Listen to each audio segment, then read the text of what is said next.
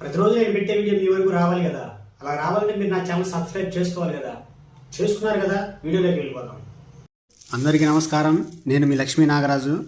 ఈరోజు వీడియో వరిలో వచ్చే పాము పొడ తెగులు గురించి తెలుసుకుందాం. ఈ పాము పొడ తెగులు ఒక శిలీంధ్రం ద్వారా వస్తుంది. దీనిని రజోక్టోనియా సలోని అంటారు. ఈ తెగులు సోకిన ఆకులు ఎండిపోయి త్వరగా చనిపోతాయి. ఇది నీటికి దగ్గరగా ఉన్న కాండాలపైన బూడిద నుండి తెలుపు రంగు మచ్చలు, గోధుమ రంగు అంచులతో ఆకులపైన కూడా కనిపిస్తాయి. ఈ వ్యాధి పెరుగుతున్నప్పుడు మొక్క యొక్క పై భాగాలకు సంక్రమించి మొక్క ఎండిపోయేలా చేస్తాయి.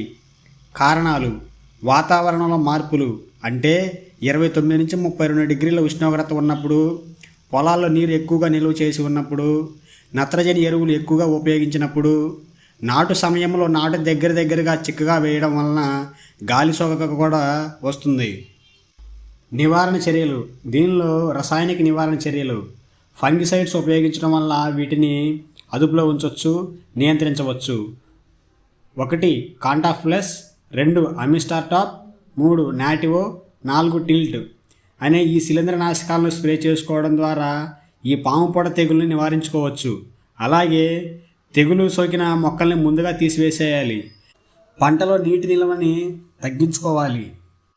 ఈ వీడియో మీకు ఉపయోగకరమైనదిగా భావిస్తున్నాను. ఈ వీడియో మీకు నచ్చినట్లయితే లైక్ చేసి ఇతర రైతులకు షేర్ చేయండి.